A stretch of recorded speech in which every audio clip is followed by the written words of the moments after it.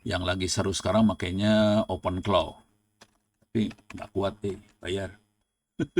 Walaupun namanya open, tapi nggak kuat. Pakai duit dia, pakai lisensi soalnya. Oke, dia namanya AI agent. Ada kasih lihat codingnya nggak ya? Sini pakai coding. Screenshot coding. Oke, ini codingannya kayak gini ya, OpenClaw. Tapi dia nggak grafik banget ya. Codingannya kayak gini. Nah, kita di kampus tidak pakai itu karena ini terlalu horor, pakai duit banget. Kita makanya N8N. Pakai N8N. Buat menghubungin itu semua. Nah, ini kan kelihatan nih codingannya kayak gini banget ya. Bego banget nih codingannya. Jadi kita bisa, oke, ini ngambil data-data dari scanan atau ngambil data-data dari Arduino yang dikirim ke server, diambil lewat sini. Coba N8N workflow flow with Olama. Oke. Olama itu AI ya. Oke, ini kayaknya rada lumayan. Oke, oke. Ini bentuknya kayak bentar. Ini dia. Bisa digedein nggak? Ouch.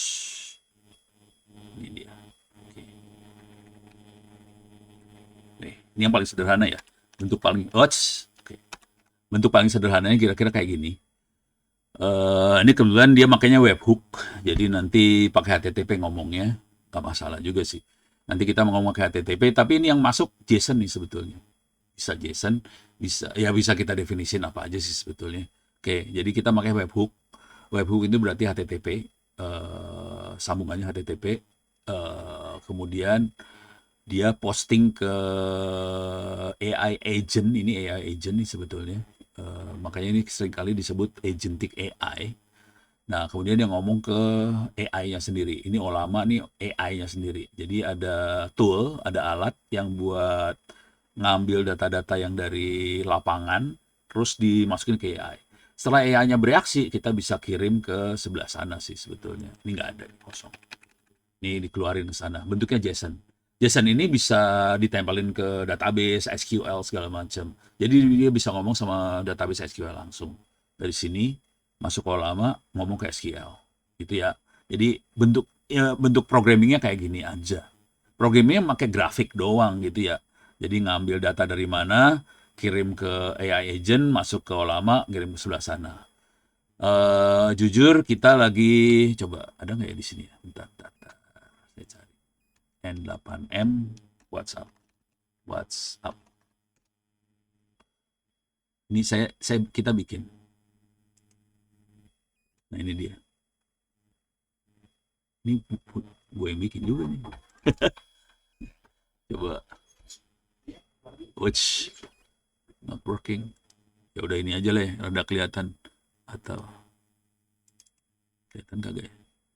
Yang ini yang paling bagus. Ini ada di buku saya juga sih, ada bukunya sih. Iya, nggak bisa. Oke, mudah-mudahan kelihatan nih, rada kelihatan. Saya gedein ya, mudah-mudahan rada kelihatan. Kalau nggak kacau juga. Oke, saya cerita dari sini aja ya. Ini adalah saya bikin pakai kayak ginian, pakai Olama sama Waha. Oke, Olama sama Waha. Kalau harus lihat bukunya harus ngobok-ngobok soalnya males. Harus nyari. Jadi ceritanya gini, WhatsApp eh, ada software namanya Waha. Bisa, ini free, yang saya omongin semua free ya. Waha, install WhatsApp, WhatsApp. Oke. Ini Waha itu adalah kayak agent buat WhatsApp. Kemudian dia akan ngirim data. Ntar, balik lagi sini. Jadi dari Waha, Waha akan ngomong ke HP-nya kita, handphonenya kita, smartphone-nya kita. Dia akan terima WhatsApp, kemudian dikirim ke sini. Pakai AI agent, dia ngomong ke AI. Nah, ini fungsinya apa? AI ini misalnya ini kita pakai buat UMKM. buat jawabin pertanyaan. Jadi sekitar 4 bulan yang lalu saya kebetulan dikasih, jadi teman-teman di Sumedang ngundang, ada 300 apa 400-an UMKM yang di sana waktu itu. Eh, Mereka pengen dikasih lihat cara pakai AI deh. Nah, kalau ChatGPT mah biasa aja, gampang ya. Nah, masalah dia bukan ChatGPT soalnya. Masalah dia adalah ini jujur ya, UMKM di Indonesia penghasilannya lumayan. Yang di Sumedang kemarin tuh 1 M per bulan penghasilannya dia. Jadi dahsyat sih, penghasilannya gede-gede. Cuman masalah dengan penghasilan besar, mereka harus berinteraksi cukup intens sama pelanggannya. Selama ini interaksinya pakai WhatsApp. Interaksi pakai WhatsApp dengan orang, intens dengan pelanggan yang banyak, tewas mereka, puyeng kepala mereka. Akhirnya mereka ngomongnya gini aja, Pono, bisa nggak nih orangnya diganti sama robot? Jadi AI-nya udah, jadi IoT-nya ada di mana? IoT-nya itu adalah si WhatsApp-nya. WhatsApp-nya itu sensor, WhatsApp-nya sensor, cuman yang berinteraksi manusia di situ. Jadi WhatsApp ngomong ke webhook, terus pakai AI agent, dia nanya ke AI. Nah, AI ini kalau Olama yang di sini nih, ini modelnya dia tidak ngerti produknya si UMKM tadi. Misalnya dia UMKM tahu di Sumedang, UMKM batik di Sumedang. Mana ngerti ini Minimax M27 tentang tahu di Sumedang. Nemotron apa ini kagak tahu soal tahu nih, ada Gema, walaupun ini Gema buatan dari Google. Kalau ditanya soal tahu Sumedang ya nggak ngerti juga kan, ya, atau batik di Sumedang atau apa gitu ya nggak ngerti lah. Jadi caranya supaya dia bisa ngerti, kita harus tambahin, sorry, mana sih tadi. Jadi supaya dia bisa jawab, kita bikin sistem tambahan di sebelah sini. Jadi kita upload di sini buat ngupload file tentang tahu, tentang batik atau apapun produknya kita, dimasukin, dia bikin database lokal. Nah, ini disambungin ke AI agent lagi. Jadi ini ada pertanyaan dari user masuk ke webhook ini, terus masuk ke AI agent, ngomong ke Olama, kemudian Olama akan nanya lagi ke, ini namanya RAG ya, Retrieval Augmented Generation. Istilah kerennya tadi sebenarnya database lokal aja tentang produk kita, ditanya lagi di sini, nanti ditempelin semua jadi satu, dikirim ke HTTP request ini, kirim ke WhatsApp. Jadi ini tekniknya, loopnya kayak gini sekarang gitu. Nanti loop-loopnya kayak gitu semua sih kira-kira gitu ya. Jadi workflow-nya kira-kira kayak gini, dari luar ada request masuk, nanya, keluarin lagi ke sana. Nah, ini yang tadi WhatsApp-nya itu sensornya itu kira-kira kayak IoT yang kita kenal gitu ya. Tapi ini kebetulan kalau IoT kan biasanya apa, sensor fisik ya, suhu, apa, curah hujan lah apa segala macam. Nah, kalau yang ini sensornya bukan bukan fisik lagi, sensornya manusia juga gitu. Saya bukan IoT sih sebetulnya. Jadi kira-kira ini prosesnya kayak gini. Ini yang juga dipakai di mana sih namanya? Yang udah mulai jalan nih sekarang. Jadi yang order banyak. Hari ini ada sekitar 60 juta UMKM di Indonesia. Bayangin nih, UMKM-nya 60 juta. Ya udah, kita bikin kayak ginian yang blow on kayak gini, ya udah happy lah semuanya.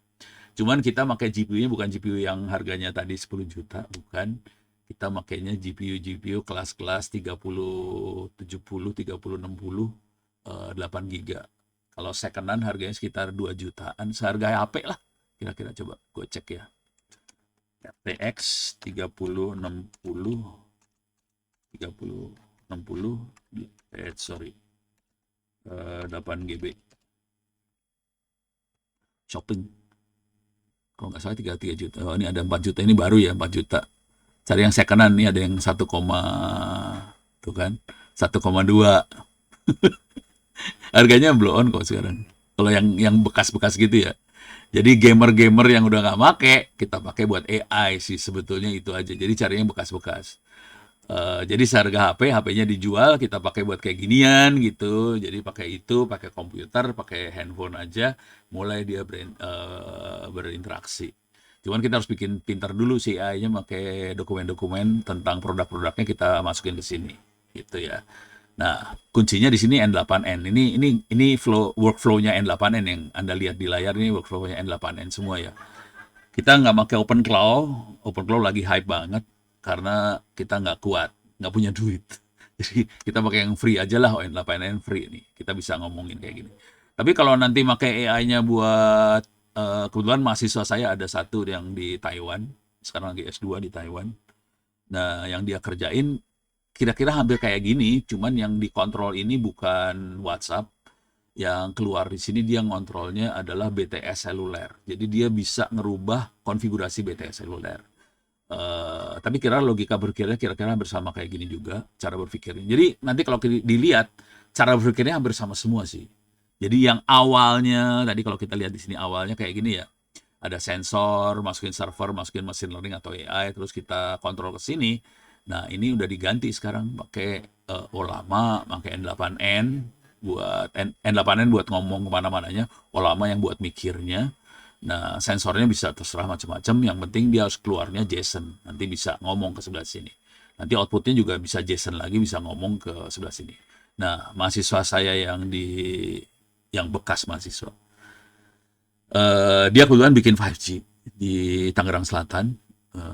Kita operasiin tanpa izin Kominfo biasalah. Rada ngaco sedikit. Kemudian karena kita bikin webinar segala macam, dia kedeteksi sama Profesor Ray di Taiwan, National University Taiwan apa ya, NTUST, National University Taiwan Science and Technology.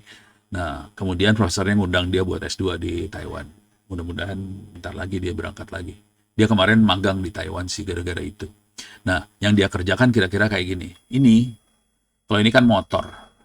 Di sini aktuatornya dia langsung ngontrol BTS seluler. Jadi si BTS seluler yang 5G itu dia sensornya kondisi jaringan kayak gimana, ini lagi overload atau enggak segala macam. Udah dia lihat sensornya, nih kondisinya jaringannya seperti apa. Nanti dia akan ngecun lewat machine learning ini sebaiknya parameternya seperti apa supaya jaringannya nggak collapse. Jadi ini yang dikirimin ke BTS-nya. Jadi loopnya kira-kira gini. Selalu ada sensor mata-mata, kemudian dia ngirim ke BTS. Kalau di sini kasus ini BTS karena kita lagi mainan 5G gitu. Beres ya. Nah, eh karena ini tadi waktu mulai masih 20-an orang, ini udah ada 70-an, saya share lagi yang sedang rame juga. Bentar, saya ulang ngirimnya.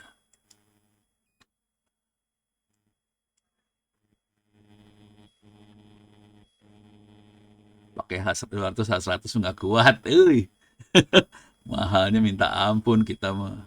Yang ini jujur dulu, yang punya H200 A100 tuh di Danau Toba, Dell Institute itu punyanya menteri kita Pak Luhut. Nah, ya karena dia uangnya nggak punya nomor seri, dia bisa beli H200 H100 buat ditaruh di Dell.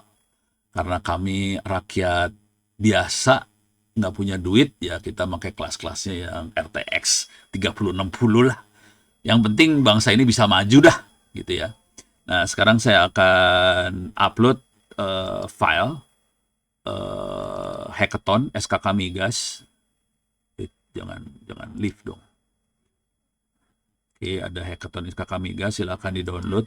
Itu ada hackathon, terus ada tornya nih kayaknya. Oke. Di chat saya masukin ada hackathon SKK Migas, tornya juga. Ini deadline-nya tanggal 17 April. Kalau hari ini tanggal 4, 17 berarti masih ada sekitar 13 hari lagi. Ini bentuknya hackathon, hadiahnya lumayan, terbuka buat semua, terbuka buat mahasiswa di seluruh dunia. Tapi ini sebenarnya targetnya buat Indonesia sih. Tapi ya karena Anda orang Indonesia juga, ya udahlah ikut aja silahkan, nggak masalah. Saya bukan jurinya, saya juri buat yang orang SKK Migas yang internalnya. Kalau yang buat kampusnya saya bukan. Oke, nah di sini teman-teman SKK Migas intinya cara berpikirnya kira-kira kayak gini juga, sama aja cara berpikirnya kayak gini. Cuman yang ini sensornya lebih ke arah sensor migas ya. Ini asal tahu sekedar info aja, SKK Migas itu yang menghandle pemboran minyak bumi gitu ya. Jadi dia butuh melakukan prediksi kira-kira minyak ada berapa di dalam sana, di dalam tanah itu ada berapa segala macam ya. Nah, terus pakai AI dia bisa prediksi segala macam. Sarannya kalau mau ikutan kayak gitu, coba lihat di Kaggle atau di mana. Kaggle.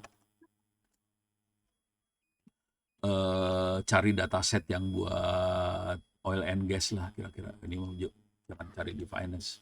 Iya, Kaggle. Jangan cari tentang finance ya, nggak nyambung ntar sama SKK Migas. Susah buat menang. Yang dibutuhkan nanti tanggal ini 14 berapa 17. Lihat aja nanti daftarnya. Yang dibutuhkan proposal doang, bukan sesuatu yang jadi karena dia tahu waktunya cuma beberapa minggu aja. Jadi dia cari proposal yang bagus. Kalau proposalnya udah pernah dicoba lebih bagus. Jadi oil and gas. Coba cari oil and gas database-nya. Ini ada jangan stock price. Nah ini ada oil and gas exploration. Carinya yang exploration kayak gini. Oke. Cari yang exploration, cari datanya. Waktu itu saya punya data yang bagus sih. Lupa URL-nya yang mana. Exploration. Cari aja datanya di sini. Nggak usah di... nih. Oil field exploration with... Nah ini biasanya suka ada datasetnya. Pakai datasetnya mereka. Dicoba. Ini forecasting crude oil ini value mah enggak, bukan buat explorationnya aja. Kalau SKK Migas lebih ke arah exploration. Jadi tolong dicari datasetnya yang ada di Kaggle dan teman-temannya ya. Soalnya biasanya dataset ini nggak dilepas sama perusahaan-perusahaan minyak, tidak melepas datanya karena datanya biasanya seringkali bersifat rahasia. Ya bayangin kalau dibuka lebar kan kacau. Karena mereka lagi cari minyak kan jadi kacau datanya kalau dibuka. Jadi datanya seringkali rahasia. Cuman ini kalau nggak salah ada perusahaan di Eropa Utara, Norwegia atau Swedia, lupalah yang mana. Mereka ngelepasin sedikit datanya tentang eksplorasi ini. Data ini tidak persis sama dengan apa yang terjadi di Indonesia sih jelas. Karena jelas bedalah data Indonesia sama data Eropa pasti beda ya. Tapi paling nggak dari data itu kita bisa ngembangin metode dan sebagainya, bisa disubmit ke sebagai proposal di SKK Migas. Kalau menang lumayan, dapat duitnya lumayan banget. Kalau buat beli combro bisa beli berapa truk lah combro lah. Kira-kira kayak gitu ya. Jadi silahkan aja, ini dieksplorasi tadi yang SKK Migas itu. Karena itu duitnya lumayan. Itu SKK Migas. Oke, sekarang yang lain lagi. Jadi kebutuhan itu banyak. Teman-teman SKK Migas nyari orang banget hari ini buat eksplorasi. Sebenarnya bukan hanya SKK Migas sih, sebenarnya orang-orang tambang semua nyari orang sih sebetulnya buat kayak ginian. Oke. Nah, selain itu yang juga horor adalah pencurian uang, pencucian uang dan teman-temannya juga judi online, pencucian uang segala macam sama dia pakai AI. Oke. Sebenarnya kalau dibilang IoT banget enggak, tapi bukan IoT juga enggak juga, karena dia udah setengah-setengah IoT. Cuman yang disensor adalah transaksi. Kalau lihat blok diagramnya sama aja, gini-gini juga sih blok diagramnya, yang gini-gini juga sama. Blok diagramnya gini-gini juga. Cuma nanti sensornya adalah transaksi keuangan, segala macam. Nah, kalau ini duitnya kenceng lagi. Kalau Anda tahu PPATK, Pusat Pelaporan Analisis Transaksi Keuangan, ini benar-benar Financial Intelligence Unit. Mereka melakukan monitoring transaksi di Indonesia. Sekedar info aja, teman-teman PPATK bilang ke saya kemarin, duit yang diambil dari rakyat Indonesia oleh judi online, itu sekitar 300 T. Larinya ke Kamboja. Jadi pada sebel banget mereka sama Kamboja, sakit hati karena duit bangsa Indonesia pindah ke sana. Jadi kalau mau bangsa Indonesia mau ini kita harus bayar utang bulan Mei nih ya. Indonesia harus bayar utang bulan Mei dan kita nggak punya duit kayaknya, nggak tahu lah. Jadi paling gampang sih duit judi online disuruh bayar utang, nutup sih sebetulnya. Gitu ceritanya. Jadi parah banget kondisinya kita. Oke. Nah, si PPATK ini buat deteksi ini semua, deteksi pencurian uang dan sebagainya, dia udah pakai AI. Jadi bentuknya kayak gini persis. Bentuknya kayak gini juga sama. Oke, pakai sensor, cuman sensornya macam-macam yang dipasang. Kebetulan kalau di BI kan ada transaksi yang online pakai RTGS atau apa segala macam, itu ada mesin yang buat deteksi apa transaksi transfer uang itu selalu lewat Bank Indonesia, dan itu semua tercatat. Kalau ada anomali, AI yang deteksi, karena transaksi yang banyak banget nggak bisa dilihat sama manusia sih sebetulnya. Jadi harus AI yang deteksinya. Jadi sama prinsipnya, sama-sama kayak IoT sih sebetulnya. Cuman ini transaksinya udah kacau, bukan hanya fisik, tapi udah sama keuangan dan sebagainya. Kemudian itu semua data dilempar ke server. Nanti kita punya teknik buat deteksi fraudnya itu bisa macam-macam. Kalau real time doang itu agak susah deteksinya karena cepat banget. Biasanya kita pakai window, misalnya 15 menit sekali kita lihat. Pakai window 15 menit gitu. Jadi bentuknya kita lihat snapshot. 15 menit ini ada yang mencurigakan nggak dalam waktu 15 menit. Jadi kita tidak pakai time series analisanya, tapi kita makainya snapshot aja, 15 menit, 15 menit. Jadi teknik yang dipakai seperti itu kira-kira. Oke. Nah, itu dari sisi transaksi. Yang seru, gimana caranya ngelihat kebocoran uang itu. Nah, yang kebocoran uang tadi, itu mau nggak mau dicampurin antara transaksi sama dokumen. Misal, ini tadi ya, ada kisah yang tadi saya kasih lihat mana, yang walah hilang, kisah yang ini tadi ya, dokumen ekspor import, import lagi, import, oke, dokumen ekspor import, kok gini sih bentuknya?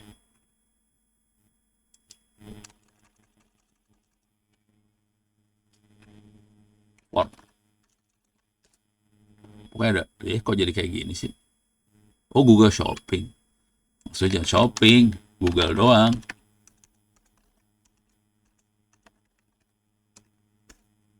Oke.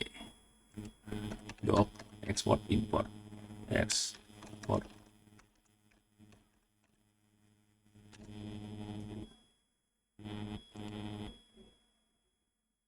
Ini ada dokumen bea cukai ya.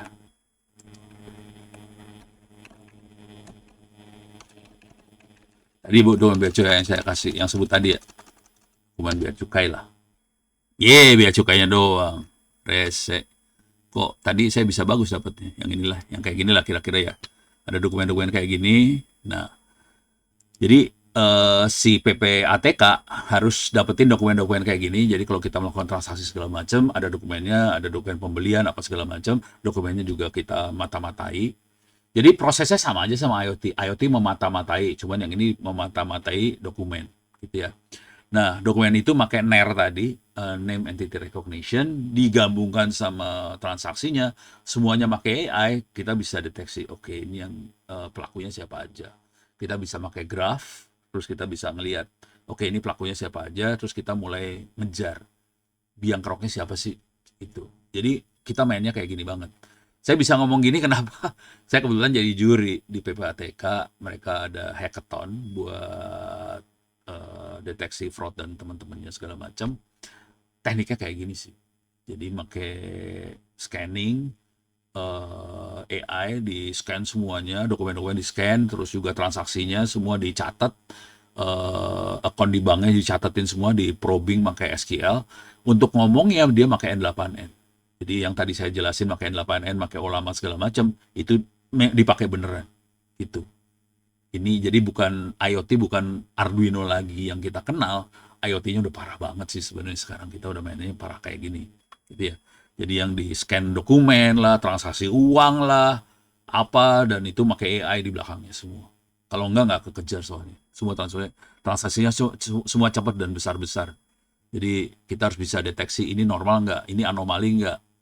Nah ini pakai training data buat deteksi ini normal apa enggak segala macam gitu. Oke, udah mulai kebayang. Oke, sambil ada pertanyaan dari sampai sini. Gile nih pada pada nggak ada nanya nih ya. Oke, Untuk Wak, permisi, Prof. ya waktu Untuk gimana? pertanyaan, kita memiliki sesi tersendiri setelah Prof Oh, habis menyelesaikan ngomong. topiknya. Oke, kayak saya punya waktu Untuk berapa menit lagi? waktu 5 menit, Prof. Ada 5 menit lagi. Oke, sekarang saya kasih satu lagi lah, biar kerasa. eh ini adalah buat nelayan di Republik Indonesia.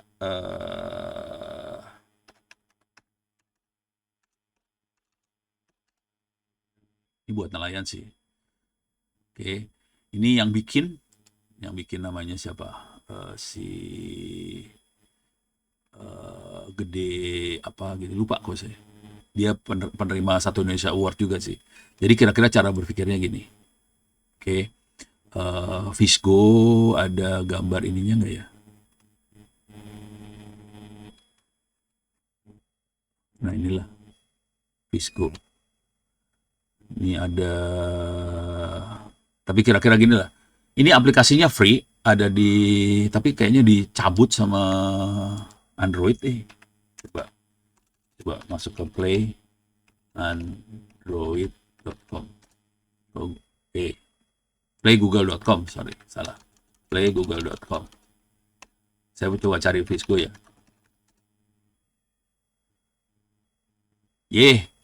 Hilang. Oh, Google salah ngetik. Google. Oke, coba saya cari Visgo mudah. Kemarin terakhir saya lihat di delete sama Google. Gak tahu kenapa ya. Visgo.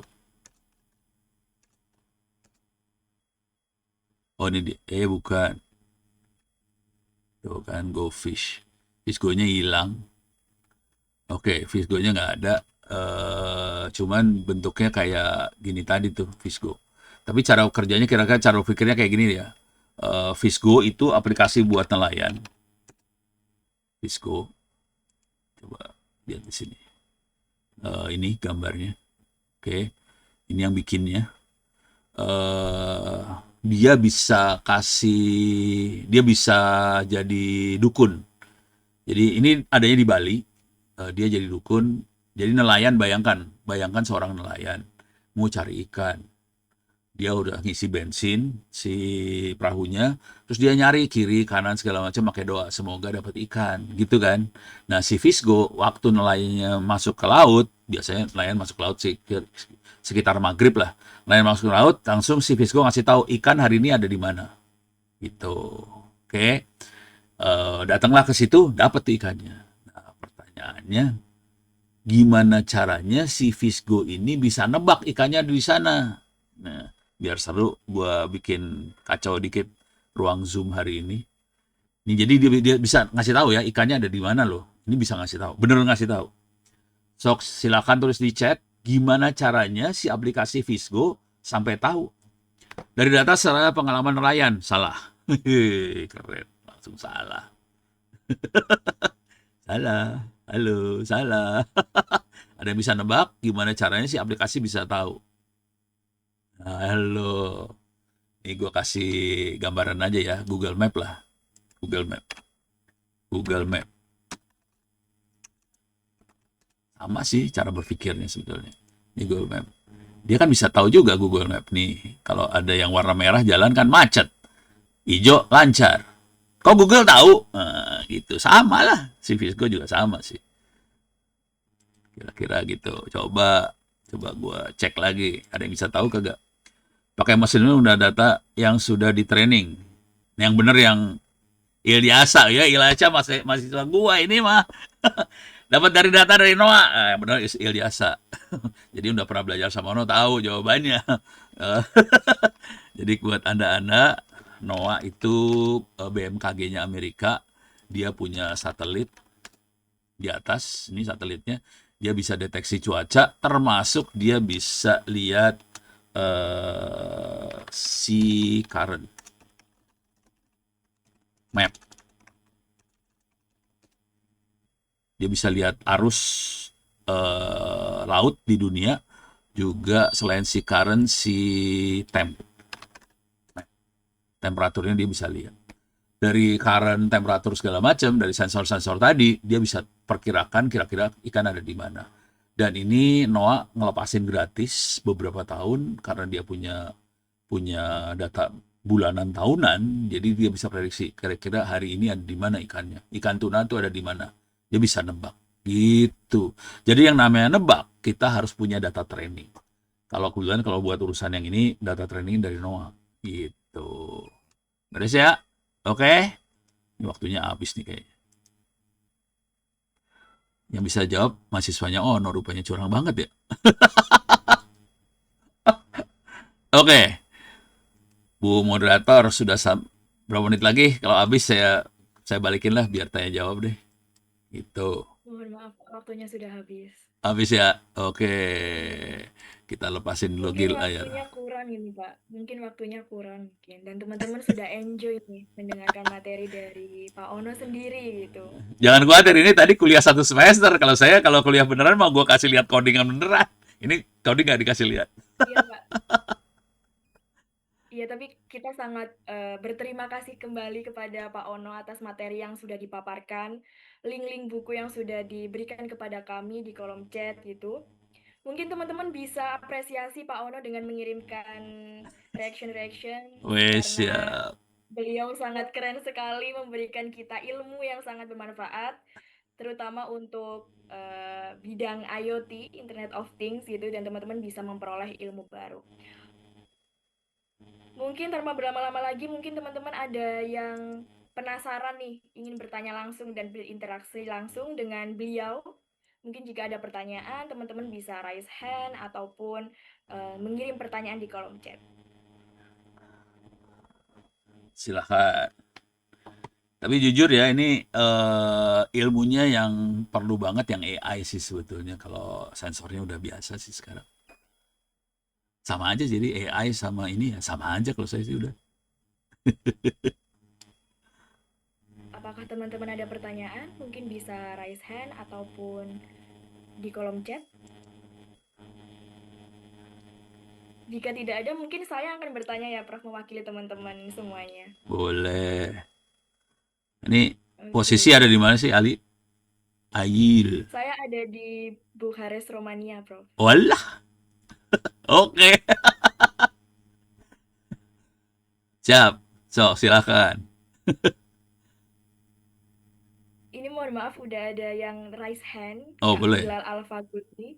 Boleh. Mungkin bisa open mic, Kak, bertanya langsung kepada Prof. Ono. Dipersilahkan. Terima kasih Pak Ono. Terima kasih yang moderator udah ngasih waktunya. Terima kasih Pak Ono, tadi materinya lumayan keren banget malah. Aku sampai wah keren banget. Kan aku mau nanya terkait dengan Olama AI. Oke. Aku kan kemarin ngebuat project kampus di Turki. Hmm. Nah, itu aku ngebuat chatbot AI diintegrasiin ke Olama lokal gitu. Oke. Nah, tapi chatnya itu kayak masih halusinasi gitu, kayak jawabannya aneh-aneh gitu. Ya. Mungkin kalau di lokal itu gimana sih Pak Ono biar kayak jawabannya itu memuaskan gitu. Soalnya aku pakai Olama AI yang di lokal tapi jawabannya aneh-aneh gitu, kayak nggak sesuai dengan pertanyaan yang aku tanyain. Saya nanya balik boleh ya? Ini yang nanya ditanya lagi.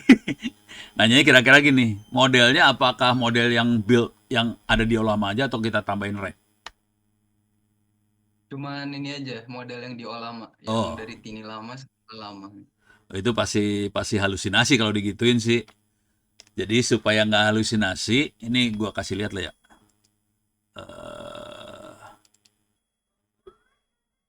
Ini sayang Olamanya lagi saya matiin, jadi nggak saya nyalain nih tadi ya. Jadi kalau pakai AI agent, kalau pakai N8N gitu ya, main 8N itu kita bisa masukin sistem prompt. Sistem prompt untuk N8N AI agent supaya tidak halusinasi dan selalu cross check ke rek. Itu harus digituin sih. Jadi kita bikin rek database tambahan yang isinya dokumen-dokumen terkait produk yang kita punya. Jadi kita harus bikin data. Kalau masukin ke dalam modelnya Olama, kita biasanya nggak punya GPU yang cukup kuat buat ngembed fine tuning model tuh nggak sanggup, GPU-nya harus gede banget. Jadi biasanya kita nggak melakukan itu. Kita biasanya tambahin rack aja. Oke. Nah, ini harus bikinnya kayak gini akhirnya. Anda lah AI agent berhasil rack, jawabannya harus didasarkan ini aturannya, ini harus dibikin nih. Kalau make AI agent ya. Terus kita harus ngupload tadi yang saya kasih gambarnya, kita harus bikin database lokal tentang pengetahuan yang kita buat. Jadi harus dibikin kayak gini banget sih promnya, supaya maksa dia supaya nggak halu. Gitu. Kalau nggak dia bakal halu. Gitu. Kira-kira yang sederhananya kira-kira gitu ya. Kebayang nggak sih? Kebayang, Bro. Terima kasih, Bro. Ini jarang orang yang mainan Olama, masih jarang. Bilal main keren. Soalnya kemarin ini kan disuruh sama guru untuk membuat project yang berkaitan dengan AI. Nah, jadi aku nyari-nyari di internet, ternyata Olama AI itu gratis gitu untuk dipakai. Jadi aku Ya, coba integrasiin Olama AI dengan chatbot.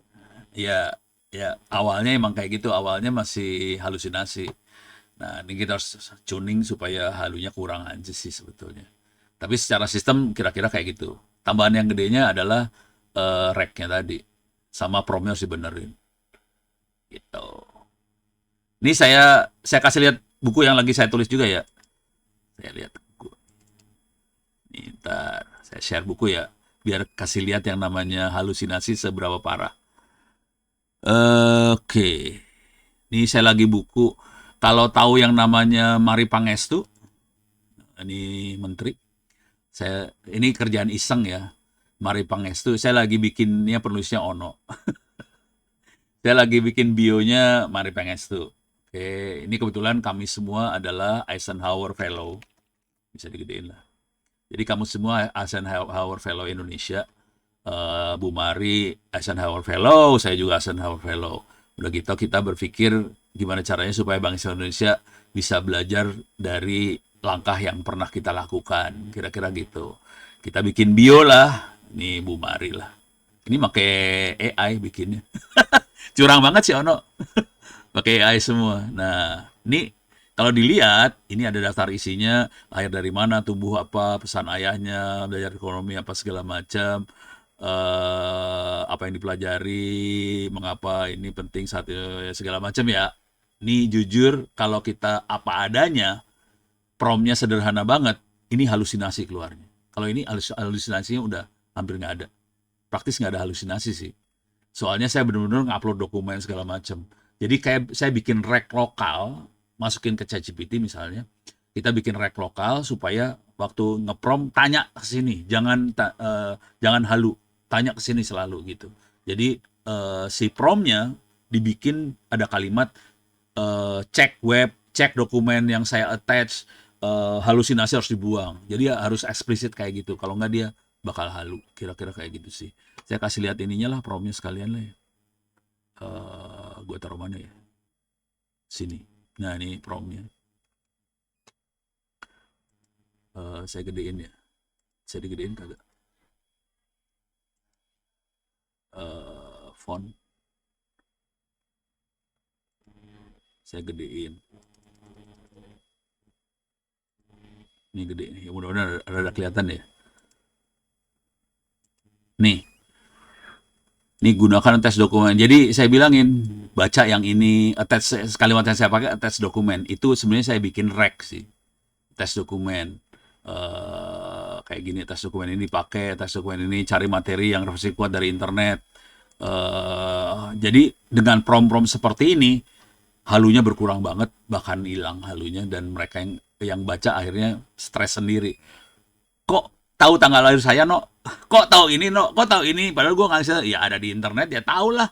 Gitu kira-kira. Jadi harus dibikin prom-promnya seganas ini sih promnya. Kalau enggak, parah banget. Itu kira-kira close without. Jangan close dulu ya, gue masih pakai nih. Begitu, saya balikin lagi. Kebayang Bilal dan teman-teman yang lain? Oh, sekedar info aja ya. Kebayang. Bisa nebak gak sih tadi? Buku Python-nya kan 500 halaman ya. Berapa halaman nulisnya? Coba moderator apa Bilal yang jawab. 500 halaman, 2 Tadi buku. Berapa halaman 2 nulis? kata hari. Prof 2 hari. 2 hari 2 hari, benar. Prof. Iya, 2 hari. Nah, Pernah nulis buku 500 halaman 2 hari? Tidak pernah, 10 Prof. halaman aja susah Prof kayaknya sih 2 hari. Gampang banget yang ini mah, gampang, asli gampang. Triknya sebenarnya sederhana banget nih ya. Saya share screen lagi lah. Kuncinya harus punya referensi sih. Kalau nggak punya referensi nggak bisa. Saya share screen. Oke, share screen. Oke. Kuncinya ada di sini sih, saya kasih lihat. Oke. Var data lib. Iyalah. Ini boleh di copy ya? Like to books. Artificial intelligence. Python. Sorry. Python. Jadi ini saya masuk ke perpustakaan saya. Ada di folder var data library to books artificial intelligence Python. Ini buku Python-Pythonnya doang ya. Ini buku Pythonnya segini banyak. Ini buku Python yang ada di saya. Segini banyak bukunya. Jadi cuman pilih salah satu. Jadi cara saya milih, cari aja bukunya cuman gini aja ya. LS bintang 2026 misalnya. 2026. Oh, ini nggak ada di sini. Berarti bukan di sini saya pakai ini. Bukan dari, oh ini 2002. Jadi 2021, 24 segala macam. Tapi ada yang 2026 di mana gue dapetnya ya? Di data science kayaknya. Oh, nah ini buku-buku yang kayak gini saya upload ke ChatGPT. Buku yang bagusnya ya di-upload. Kemudian saya prompt. Oke, saya pengen bikin buku Python buat pemula. Referensinya buku ini. Tolong bikin outline buat buku saya dari buku ini. Ya udah bagus jadinya. Itu tekniknya mah. Makanya bisa cepet banget bikin buku. Kalau mau ngopi silahkan, cuman kalau di Turki mengirimnya bingung gue gimana ya mengirimnya. Itu buku hasil torrent semua sih. Gitu. Buku hasil torrent. Cuman hati-hati kalau torrent ya jangan pakai Windows, pakainya Linux aman. Kalau pakai Windows kena virus soalnya. Gitu. Cuman saya ngumpulin buku ini udah sejak tahun berapa ya? Sebelum tahun 2000. Jadi sekarang udah 26 tahunan lebih ngumpulin buku-buku itu. Yang lama ngumpulinnya, kalau udah ngopi mah gampang. Ngumpulinnya tahunan. Gitu. Sip, kebayang 2 hari bisa bikin buku kayak gitu. Sangat menginspirasi sekali ya, Prof. Iya. Untuk membuat buku dalam waktu 2 hari. Ini pada levelnya apa? S2, S3, S1? Mahasiswa S1, S2, S3, ataupun ada yang udah profesional, Prof. Oh, oke. Kalau mahasiswa, terutama S2, S3 kan harus bikin paper jurnal. Pakai buku-buku itu, pakai prompt segala macam, rata-rata kita bikin paper jurnalnya paling semingguan jadi buat masuk Scopus Q1, Q2. Curang sih. Tapi kalau nggak gitu mah susah hidup. Mungkin kita lanjut ke Q&A selanjutnya ya, Prof. Oke, Mungkin silakan. teman-teman ada yang bertanya kepada Prof. Ono. Bisa di kolom chat ataupun raise hand, teman-teman. Tapi intinya gini deh, mainan IoT, AI sekarang udah nggak beda jauh sih. Ilmunya AI semua sekarang mah. Baik, Prof. Ini ada teman kita yang sudah raise hand kepada Kak Hanif. Kak Mungkin Hanif. bisa Halo. unmute. Ya, kedengeran dah. Halo, suara saya Kedengeran. kedengeran, Pak? Kedengeran. Ya. Maaf, Pak, pertanyaannya agak random. Nggak apa-apa. Jawabnya ikut Kan random. tahun kan tahun 2021 atau 2020 kan muncul teknologi ChatGPT, kemudian AI agent kalau nggak salah, habis itu physical AI. Nah, apa sebentar lagi itu kita akan mendekati AGI itu, Pak, Artificial General Intelligence kalau nggak salah kepanjangannya. Aduh, ini udah pertanyaan filosofis random banget ya, bener ya? Ini pertanyaan dukun soalnya nih. Lu nanya dukun. Kalau jujur saya jawaban singkatnya saya nggak tahu sih. Saya termasuk aliran orang yang apa ya?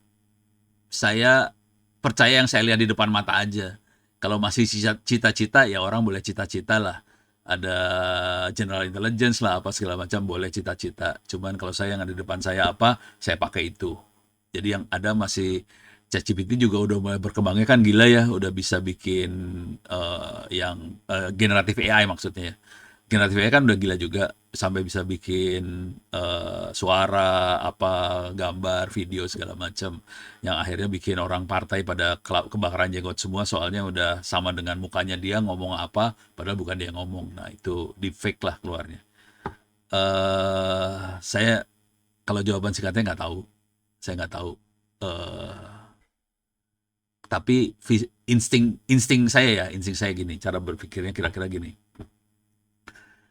Kalau AI itu selalu di-training dari data-data kita. Yang jadi masalah, yang susah di-trainingnya adalah perasaan. Nah, AI perasaan nggak bisa sih. Orang cinta sama orang siapa gitu kan, emang lu bisa, AI bisa nyintain orang nggak bisa. Nih, yang tolol aja ya, yang AI nggak bisa nih. Saya kasih contoh paling goblok aja nih, pakai ChatGPT. Ini blow on sih, kategorinya blow on banget. Saya pakai ChatGPT atau pakai yang lain juga sama aja lah, ChatGPT. Oke, apakah Anda percaya dengan Tuhan? TH Tuhan. Nah, ini udah di luar AI soalnya. Pusing dia suruh pertanyaan kayak gitu-gitu, mulai pusing nih. Nanya cinta. Nih udah nggak bisa jawab dia. Kalau udah bahas agama, teologi, filosofi ini nggak bisa dia, karena itu udah perasaan yang dimainin. Jadi nggak bisa dia. Kira-kira itu sih masalah besarnya. Iseng aja cobain AI yang pasti kita mulai tahu batasnya. Kira-kira gitu. Oke. Sok silakan. Terima kasih Prof. Ini selanjutnya ada pertanyaan dari Kak Hebatala. Dipersilahkan Kak untuk bertanya kepada Prof. Ono. Makasih Kak Ai dan makasih Pak Ono untuk presentasi yang sangat-sangat menarik dan informatif. Mungkin pertanyaan saya nggak sekeren yang lain ya, karena mungkin saya mau mewakili teman-teman yang tidak ada background dalam coding atau dalam Oh iya, nggak apa-apa. teknologi dan ya. Jadi mungkin sebagai konteks saya S1-nya biokimia, terus sekarang lagi S2-nya molecular biology. Jadi benar-benar kayak nggak ada background coding dan IT sama sekali. Mungkin saya mau tanyanya untuk kalau misalnya untuk pemula yang benar-benar beginner banget ya, kan Bapak kan sudah menjelaskan tentang flow-nya, bagaimana IoT itu bekerja kan, dan yang sentralnya itu kan sebenarnya di pembikinan sensornya dan juga data yang kita input kan untuk AI-nya dan machine learning dan sebagainya kan. Jadi mungkin untuk teman-teman yang lain yang pemula agak overwhelming ya, yang apalagi yang belum ada basis coding sama sekali. Tapi yang penjelasan Bapak sangat clear sih. Jadi kayak walaupun saya nggak ada background dalam ini sama sekali, tapi bisa follow gitu. Jadi ya makasih banyak Pak. Mungkin saya mau tanyanya lebih ke advice dari Bapak sendiri untuk teman-teman yang mempunyai passion atau minat untuk menceburi bidang ini, tapi kayak takut gitu, kayak overwhelming, dan gimana untuk mulainya. Karena kan teman-teman mungkin ada yang background-nya itu, kuliahnya itu sangat-sangat nggak ada kaitan sama sekali dengan teknologi kan, tapi kalau untuk mau belajar sendiri nih, jadi di luar konteks edukasi formal ya Pak. Sekalian buat research aja ya, buat bantu research aja ya. Jadi jujur, tadi saya nerangin buat orang yang bikin AI tadi. Jadi saya tidak menerangkan buat mereka yang pakai AI. Sekarang saya akan coba terangin gimana caranya kita yang nggak ngerti teknologi, AI maksudnya, kita mau pakai, gitu ya. Saya akan kasih contoh yang gombal banget aja. Ini contohnya brengsek sih. Eh, buat penelitian lah biar kebayang Anda hidupnya seperti apa. Oke, saya akan masuk ke data. Ini datanya dari Kementerian Usaha Kecil UMKM, Small Medium Enterprise. Ini dia. Nih. Alah, kok nggak mau keluar? Lama keluarnya. Lemot. Nah, oke. Kok nggak? Ini dia kali. Bukan. Bentar. Kok nggak keluar?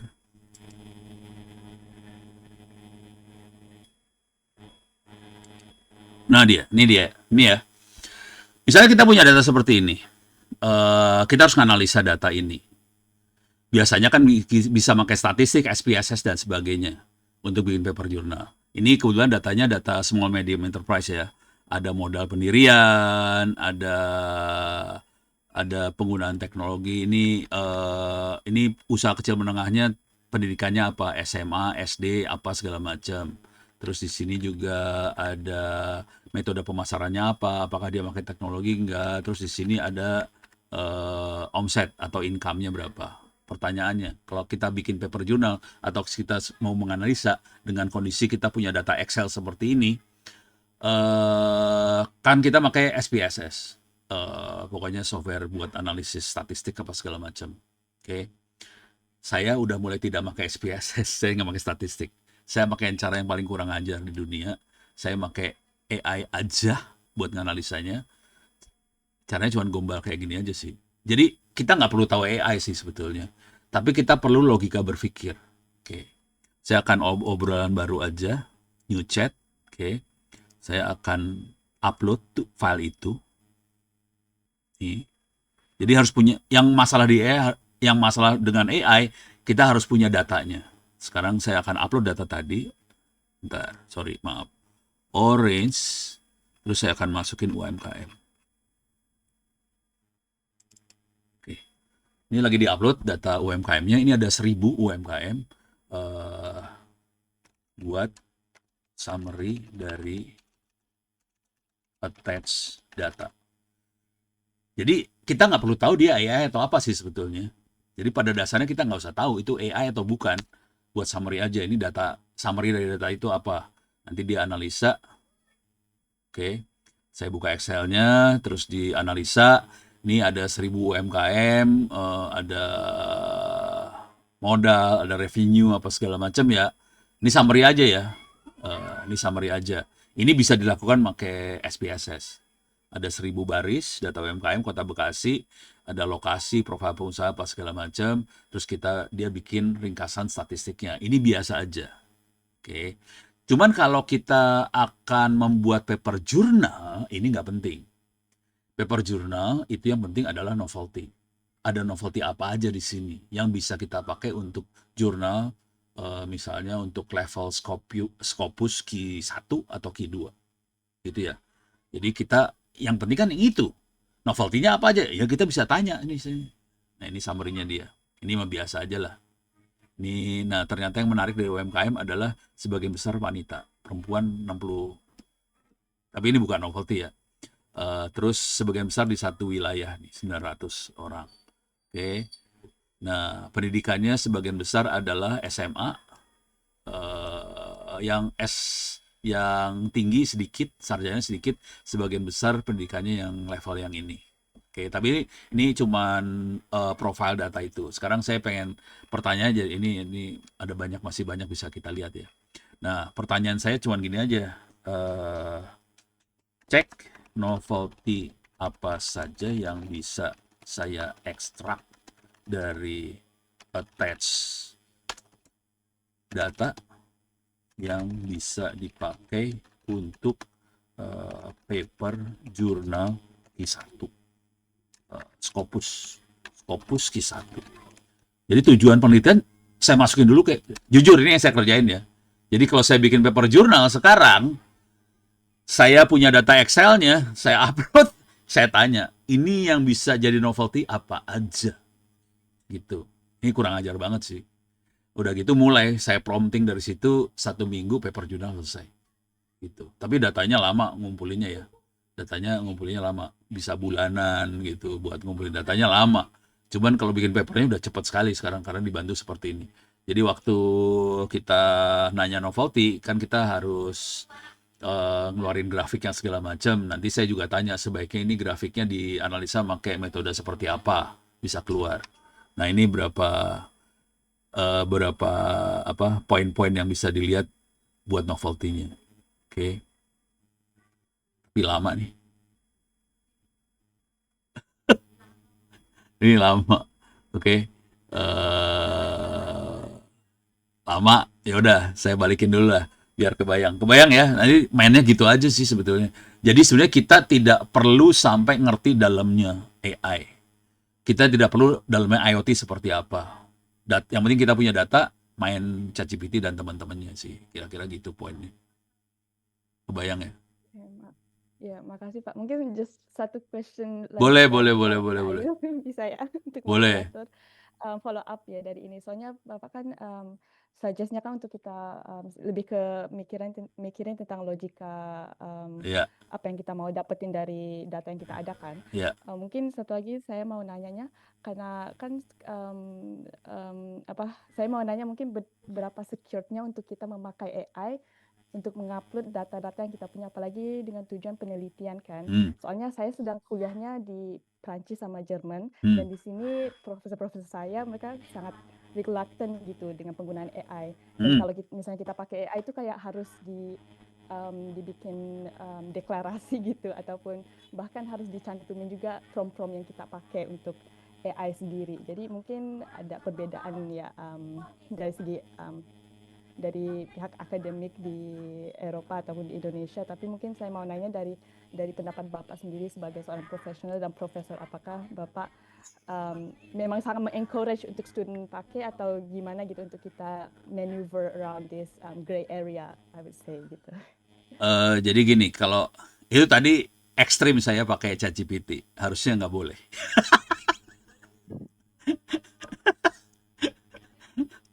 Kenapa? Karena ChatGPT akan baca data kita, gitu. Jadi kayak data kita jadi leak, kita jadi bocor. Bisa, apalagi kalau data-datanya sifatnya secret ya, rahasia, bahaya banget pakai ChatGPT. Kalau mau aman, kita bikin sendiri AI-nya di kampus, pakai Ollama yang open source tadi. Jadi kalau saya mau pakai AI, cuman kan tadi Mbak Herba Tala itu kan tadi kan bukan orang IT ya, pusing. Jadi kalau mau aman buat sendiri, tadi Bilal dia bikin sendiri. Jadi nanti ngobrol aja.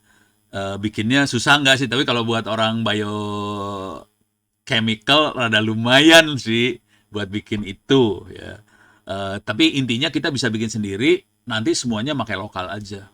Itu aman. Jadi kalau saya bukan masalah promnya apa ya, saya akan bikin lokal. Gitu supaya aman. Itu tadi contoh yang tidak aman sih sebetulnya, karena data kita leak ke internet, berbahaya banget sih. Jangan dipakai yang itu mah. Iya Pak, makasih. Sebenarnya di sini beberapa kampus ada yang punya itu sih model AI sendiri, jadi mungkin itu solusinya ya Pak. Kalau Iya, misalnya kampus kita sendiri udah punya konsultasi. ya udah mending pakai itu. Ya, gitu ya Kalau Pak. nggak salah di Scotland ada kayak superkomputer sendiri juga itu, kalau nggak salah di Edinburgh atau di mana tuh. Ya pokoknya bikin yang kayak gitu loh, pakai. Pernah dengar juga. Ya mending pakai gitu-gituan deh. Jangan pakai yang ChatGPT dan sebagainya. Bocor soalnya datanya. Ya Pak, makasih banyak atas penjelasan yang sangat Sama. detail. Belum detail itu, baru headline doang. Bilal bantuin nih, ntar orang Perancis ya Bilal. Ya, Prof. Ini wakilku, Pak, Prof. Wah, parah lo. Bantuin lo, kalau nggak bantuin gua cekek. Terima kasih. Sama-sama. Terima kasih kepada Kak Heba yang sudah bertanya, Pak Ono yang sudah menjawab pertanyaan kami semua. Sangat menginspirasi sekali dan memberikan sedikit solusi sehingga kita memiliki gambaran umum untuk menyelesaikan masalah di bidang teknologi informasi. Gua ada Siapapun usul dong, juga, ada ide gelo nih. Ide gelo nih, ide gila banget. Ide boleh gila. Pak, boleh Pak. Jadi ada beberapa kampus, kayak tadi saya sebut Dell, di Danau Toba, punyanya Pak Luhut. Dia punya mesin gede banget, pakainya A100 segala macam. Kalau mau PPI agak gila, coba hubungin yang kampus-kampus yang punya seperti itu, supaya dibuka aksesnya buat penelitian dan sebagainya gitu. Jadi kita punya kayak AI ya, bukan lokal di sana ya, maksudnya lokal di Indonesia, tapi bisa diakses sama teman-teman dari luar negeri juga yang butuh yang lebih aman segala macam gitu.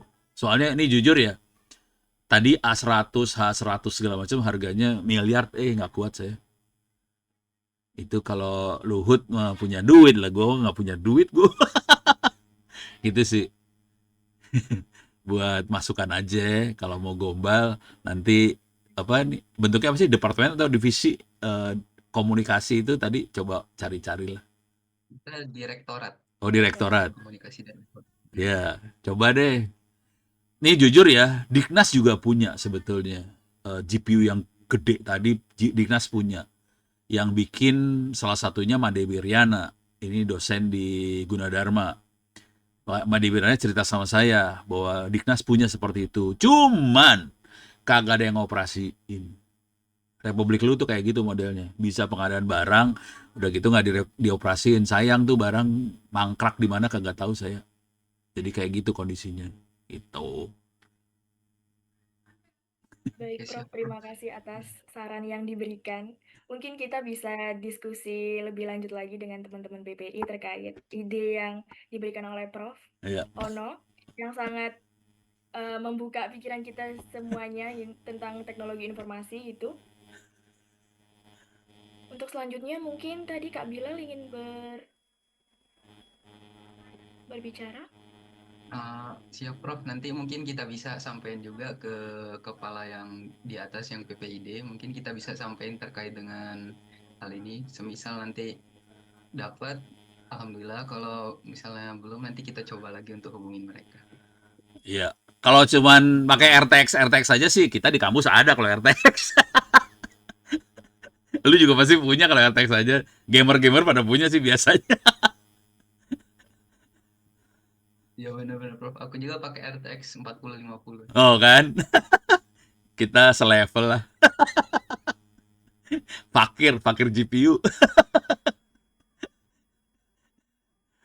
Mungkin cara yang paling masuk akal, kita coba pakai yang kecil-kecil dulu, pakai RTX yang kecil.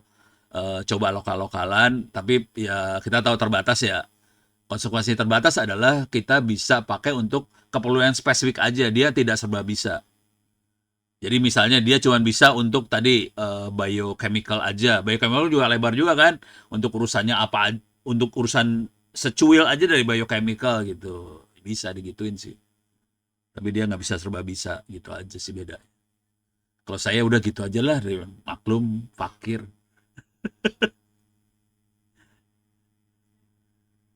Ya, baik. Silakan. Ya, baik Prof. Terima kasih kepada Kak Bilal dan juga Prof. Ono. Mungkin pertanyaan dari Kak Heba tadi dan saran-saran dari Prof. Ono merupakan acara terakhir di sesi webinar kali ini. Terima kasih kepada teman-teman yang sudah bertanya dan semoga jawaban yang diberikan narasumber bisa menjawab rasa penasaran dan tergerak untuk terus berinovasi.